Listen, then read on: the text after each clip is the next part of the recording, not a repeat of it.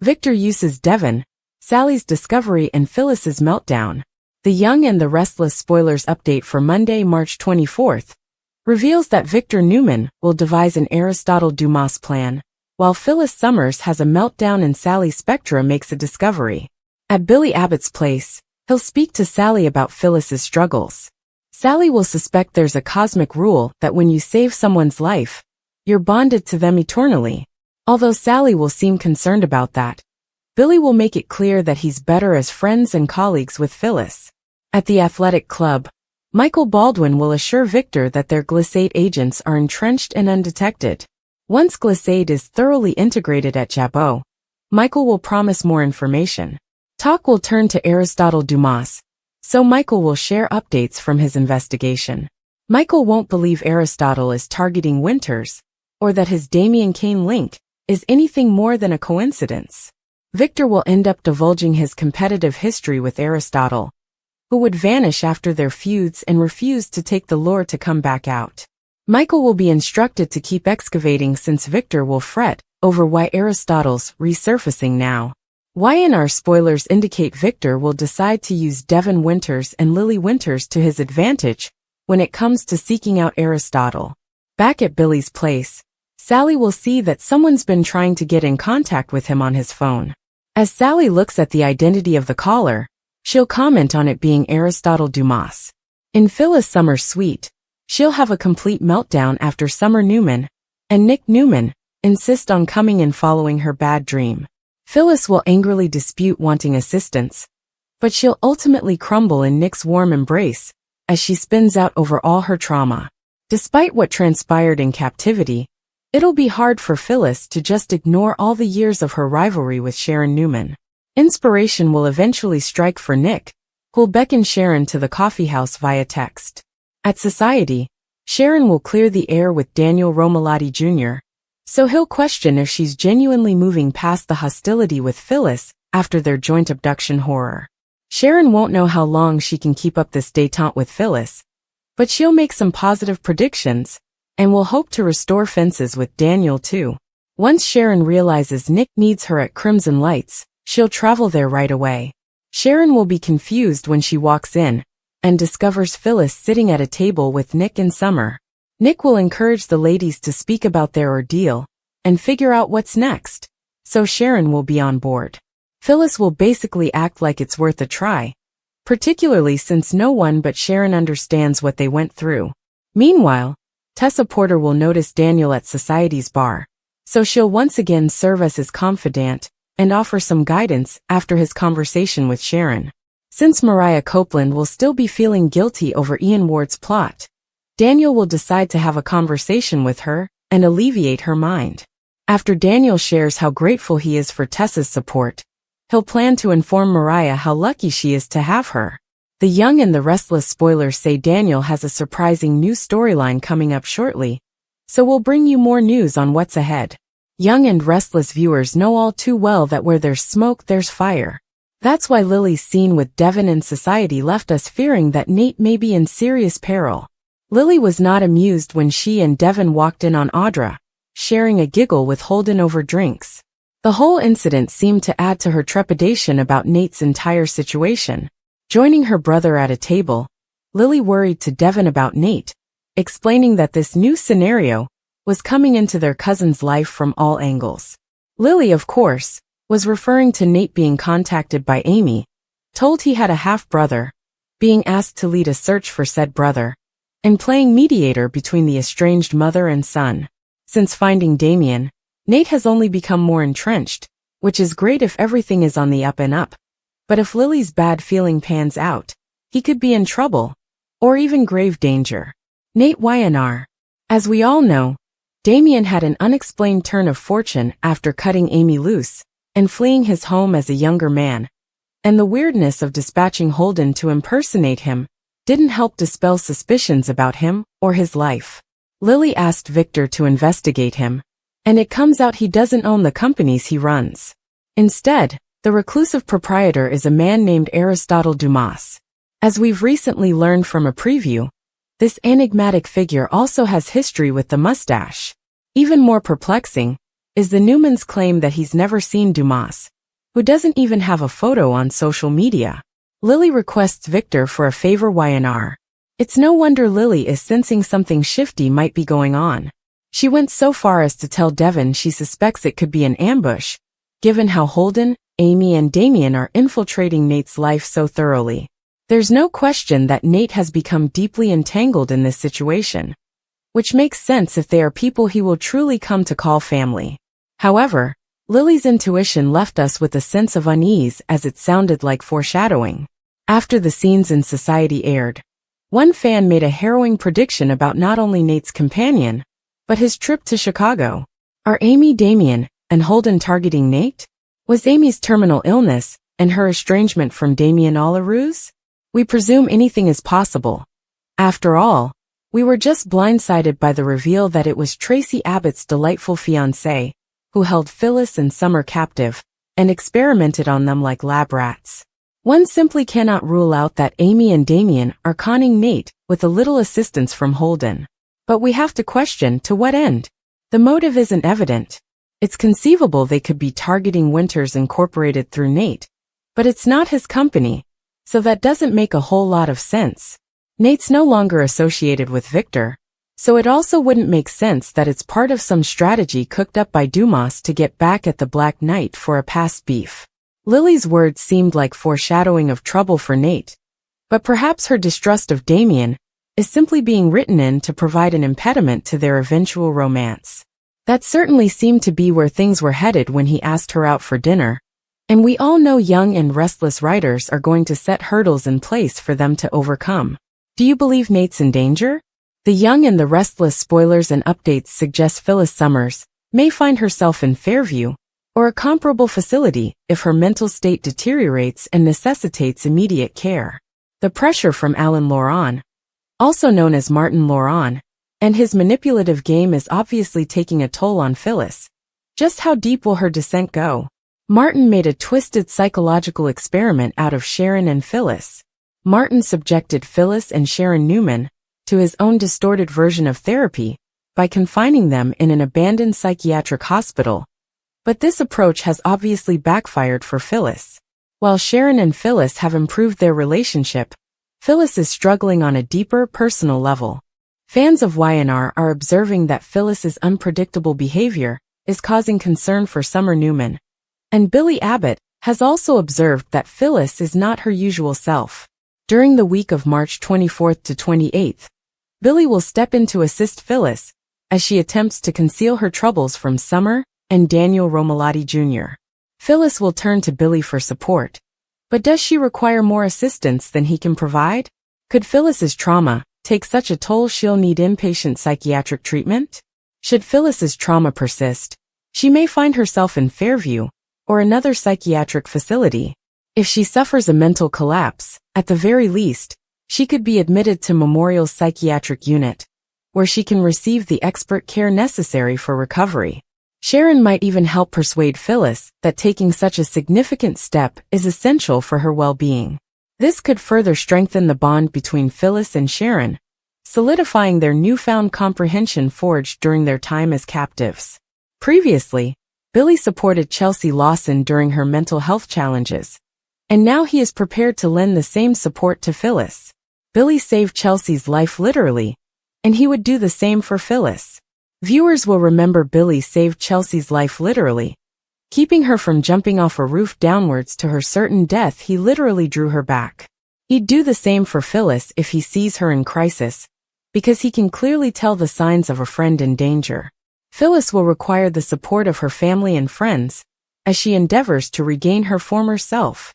Billy is likely to share his optimistic forecasts about Phyllis overcoming this challenge, but it will demand substantial effort, and possibly some professional assistance to achieve that.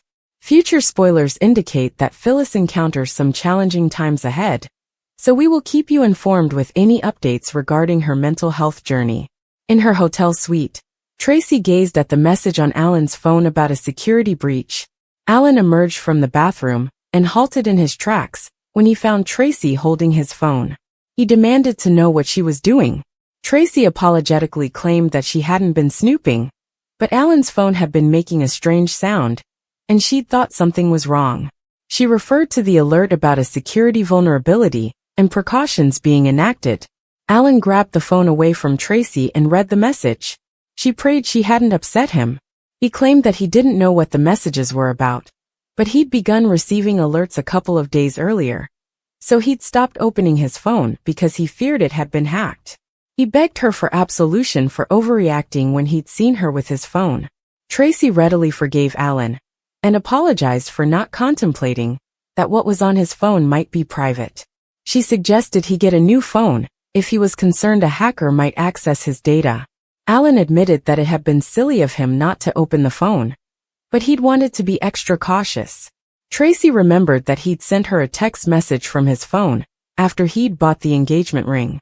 Alan chalked it up to being so eager to get back to his beautiful fiancée that he'd forgotten about the risk.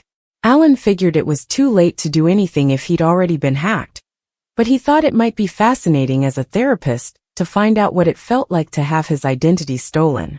Alan imagined it had to be psychologically devastating to be victimized by being shorn of who he was by a criminal using his identity for nefarious purposes.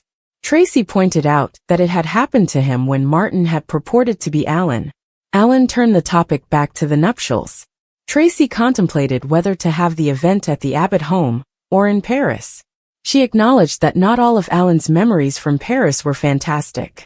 Alan swore that Tracy had given him such joy that the bad portions had been forgotten, and they kissed. He declared that he didn't care where the wedding happened as long as he was marrying her. Alan's phone began to ping with more security messages, and Tracy contemplated what kind of hack it could be.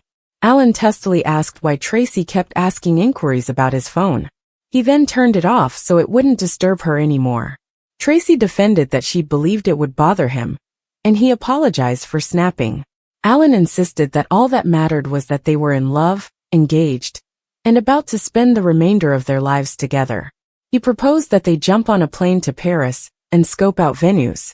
Daniel and Summer were overjoyed to reconcile with Phyllis at the athletic club. Over a burger and wine, Phyllis reveled in having a choice of food that wasn't poisoned. Summer encouraged her mom not to pretend that all was all right, and Daniel prompted Phyllis to tell them everything. Phyllis recalled waking up in the abandoned psychiatric clinic with Sharon and being unable to find a way out. Daniel pointed out that there had been no ransom request and questioned whether the kidnapping had been a twisted game. Phyllis informed her kids that it had been a strange experiment where the captor had forced her and Sharon to work together to get free. Summer fretted that the culprit hadn't yet been captured, so Phyllis was still in danger. Phyllis assured her children that she had police protection. Daniel worried that the person behind the kidnapping had evaded authorities, and Phyllis resolved to hunt the person down herself. Daniel warned her against going vigilante, and Phyllis begrudgingly vowed to let the police handle it. Phyllis disclosed that the captor had known about her decades of hostility with Sharon and had given them riddles and tests based on their history. Phyllis explained how she and Sharon had saved one another's lives. Daniel inquired whether Phyllis and Sharon had been able to work through their mutual resentment by working together. Phyllis conceded that she and Sharon had a new appreciation for one another's strengths. Summer inquired if there was a chance Ian Ward had survived and been the one behind it. Phyllis relayed that Chance had assured her Ian's body had been cremated. She was obviously shaken that the kidnapper hadn't yet been found. At Billy's home, Sally was in disbelief over Billy's account of his role in tracking down Sharon and Phyllis. He contended that he would have done anything to save Phyllis. Billy considered himself a jerk for presuming Phyllis had gone rogue on him and taking her name out of the press release instead of trusting her. Sally urged him not to blame himself, but Billy regretted not realizing something was amiss sooner. He expressed relief that he'd gotten there before Phyllis and Sharon had succumbed to the intentional gas release in the room. Billy bemoaned that it wouldn't be over until the kidnapper was captured. Sally rubbed Billy's shoulders and lauded him for how much he'd risked to assist his friends.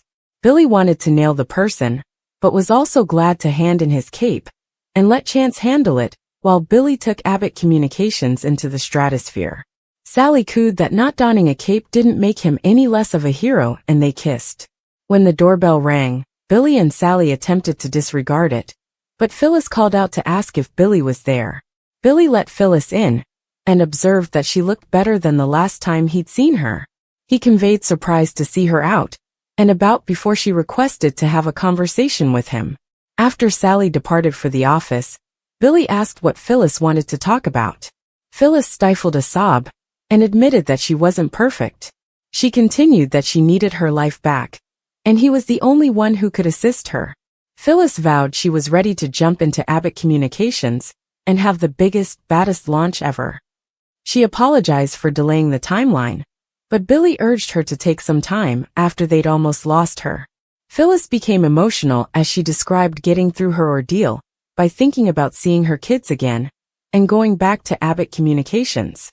Phyllis envisioned constructing something strong and changing things for the better with her son by her side. She emphasized that she needed it right away because it was the only way she'd get past what had been taken from her. Billy advised Phyllis not to take on more than she could manage right then, but she maintained that she needed the excitement and energy of launching their company to get her past it. She suggested they commence with the press release. Billy confessed that he'd sent out the release without her name attached to it when he believed she'd disappeared on him. Phyllis stuttered not to worry about it. Billy acknowledged he'd made a mistake because he knew Phyllis would never bail on him or the company. Phyllis questioned whether he really wanted her on board or if it was a mercy thing. Billy proclaimed that he needed her fire, and she was the only person on the planet he wanted to launch the company with. He asked if she could forgive him. "Of course I forgive you. You spared my life," Phyllis cried as she hurled her arms around him. Chance instructed a group of police officers to investigate the room where Sharon and Phyllis had been held and look for leads about who had kidnapped the women. Chance doubted they'd discover fingerprints other than those of the victims, but he hoped to find evidence that would help them find out who had done it and explain their connection to Phyllis and Sharon. Later, Chance found a device attached to the gas line. At Crimson Lights, Nick presented Sharon with a latte and a brownie. He pondered if she'd rather be home getting some rest, but she asserted that she was exactly where she wanted to be, where everyone was happy and free. "And now I am too. All because of you," she gushed as she squeezed his hand and gazed into his eyes. Sharon recognized how much she'd taken merely living life and making basic choices for granted until the control had been taken out of her hands. Nick asked if she remembered anything that might give them a clue about who had been behind the kidnapping. Sharon recounted that she and Phyllis had pondered if it was someone they knew, like one of their own kids who'd been trying to teach them a lesson. Nick countered that none of their offspring were capable of doing anything like that. Sharon agreed, with Nick labeling it extreme therapy. Sharon compared it to an attempted exorcism, and Nick inquired whether it had been successful. Sharon found what she and Phyllis had gone through to be paradoxically cathartic, since they'd had to work together to solve riddles to win the game and go home. Sharon contemplated how much the perpetrator knew about not just her history with Phyllis, but also their personalities and what made them tick. She suspected the person had experience in psychology because they'd known how to pit her and Phyllis against one another and compel them to confront their animosity and distrust by making life or death choices. Sharon compared it to aversion or desensitization therapy, as if it had been some type of twisted therapeutic intervention. Chance entered the coffee house and informed Nick and Sharon that he'd grabbed a number of items at the scene. Chance divulged that he'd been able to trace the purchase of a remote control attached to the gas line, and he'd validated with the landlord that it hadn't been there before. Chance reported that the device had been purchased at a hardware store not far from the clinic. He intended to analyze the store's surveillance footage and see if there was anyone on it who Sharon or Phyllis recognized. Sharon thanked Chance for being thorough and expressed faith that he'd capture the monster behind the kidnapping. Chance pointed out that no one would blame her if she went out of town to clear her head. Nick suggested she go to Europe with Faith to visit Noah. Sharon consented to go on one condition, that Nick join them.